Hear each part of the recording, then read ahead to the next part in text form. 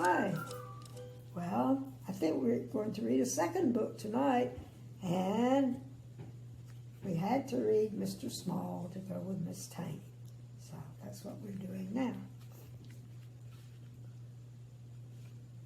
Oh my goodness, isn't he cute? Mr. Small was very small, probably the smallest person you've ever seen in your whole life. Or perhaps the smallest person you've never seen in your whole life, because he was so small you probably wouldn't see him anyway. Mr. Small was about as big as a pin. Wow, which isn't very big at all, so perhaps we should say that Mr. Small was as small as a pin. My goodness. Well, I didn't think of little Miss Tiny as being all that small, but they were about the same size. So I don't know. But there is a pin. He's holding a pin, and he's about as big as that pin. Mr. Small lived in a small house underneath a daisy at the bottom of Mr. Robinson's garden. It was a very nice house, although very tiny, and it suited Mr. Small very well indeed. He liked living there. He was luckier than Miss Tiny. She had to live in a mouse hole. And he has a lovely flower over his house. Now, this story is all about the time Mr. Small decided to get a job. The trouble was, what sort of job could Mr. Small do? After all, there aren't that many small jobs. Mr. Small had thought about it for a long time, but hadn't had any ideas, not one. He was thinking about it now while he was having lunch. He was having, for lunch, half a pea, 1 crumb, and a drop of lemonade. Wow. That's a small lunch. Mr. Small thought and thought while he was eating his big lunch, but it was no use. Thinking just made him thirsty, so he had another drop of lemonade. I know, he thought to himself, after lunch I'll go and see Mr. Robinson and ask his advice. So, after lunch, he left his house and walked to Mr. Robinson's house at the top of the garden. It was quite a long walk for somebody as small as Mr. Small, and halfway there he stopped for a rest. He sat on a pebble, feeling quite out of breath. It looks like a large stone to me, but I guess it's a pebble for Mr. Small. A worm crawled by and stopped. "Good afternoon, Mr. Small," said the worm. "Oh, good afternoon, Walter," said Mr. Small to the worm, whom he knew quite well. "Out for a walk, are you?" asked Walter. "Going to see Mr. Robinson," replied Mr. Small. "Oh," said Walter. "About a job," added Mr. Small. "Oh," said Walter the worm again, and he crawled off. Walter was a worm of very few words. Oh, that seems to be what he knows how to say. Oh, I didn't show you the worm. I'm sorry. Here we are. Worm and Mr. Small. After he'd rested for a while, Mr. Small set off again and walked all the rest of the way to Mr. Robinson's house without stopping once. When he got there, he climbed up the steps to Mr. Robinson's door. He knocked at the door. Nobody heard him. He knocked again at the door. Nobody heard him. The trouble was, you see, that if you're as small as Mr. Small, you don't have a very loud knock. I would think not.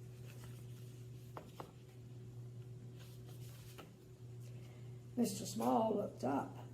There, high above his head, was a doorbell. "How can I ring the bell when I can't reach it?" thought Mr. Small to himself. He started to climb up the wall, brick by brick, to reach the bell. He had climbed up 4 bricks when he made the mistake of looking down. "Oh dear," he said, and fell. Bang! "Ouch," said Mr. Small, rubbing his head. Oh, poor little Mr. Small. Just then Mr. Small heard footsteps. It was the postman. The postman came to the door, posted his letters, and was just about to leave when he heard a voice. "Hello," said the voice. The postman looked down. Hello, he said to Mr. Small. "Who are you?" "I'm Mr. Small," said Mr. Small. "Will you ring the bell for me, please?" Oh, there's the nice postman. Come to the rescue.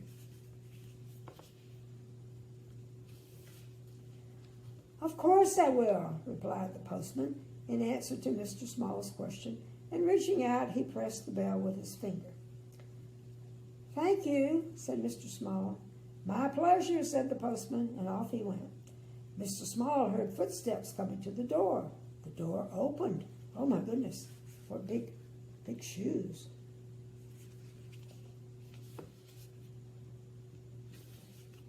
Wow, really big shoes. Just big shoe. Mr. Robinson opened the door and looked out. "That's funny," he said. "I'm sure I heard somebody ring the bell." He was about to shut the door when he heard a little voice. "Hello," said the voice. "Hello, Mr. Robinson." Mr. Robinson looked down and down. "Hello," he said. "What are you doing here?" There's the big shoe with Mr. Small.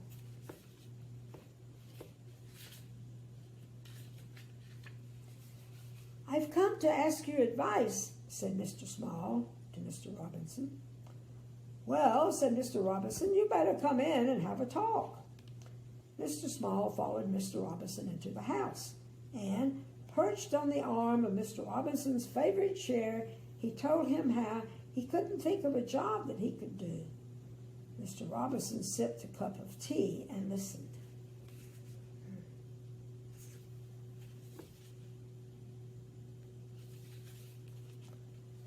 "So you see," said Mr. Small explained, "how difficult it is." "Yes, I can see that," said Mr. Robinson, "but leave it to me." Mr. Robinson knew a lot of people. Mr. Robinson knew somebody who worked in a restaurant and arranged for Mr. Small to work there, putting mustard into mustard pots. But Mr. Small kept falling into the pots and getting covered in mustard, so he left that job. Wow. I guess he's too small. He falls into the pot. Mr. Robinson knew somebody who worked in a sweet shop and arranged for Mr. Small to work there, serving sweets. But Mr. Small kept falling into the sweet jars, so he left that job.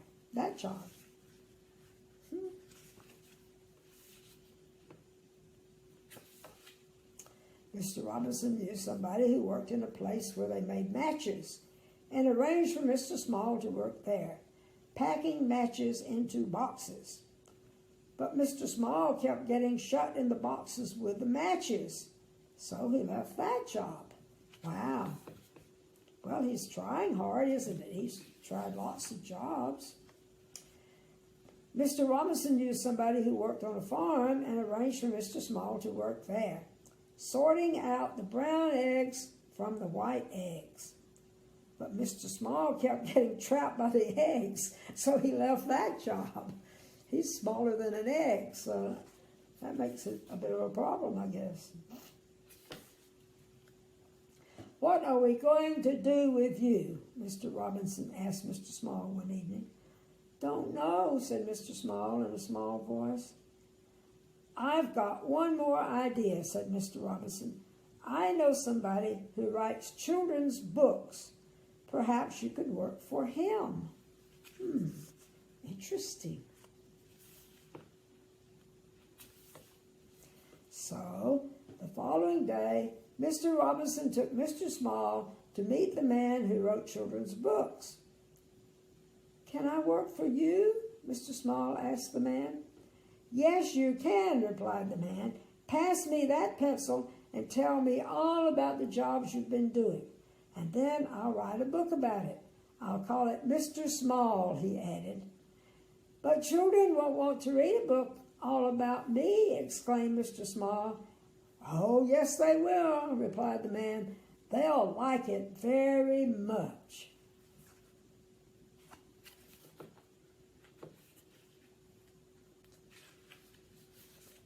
And you did, didn't you?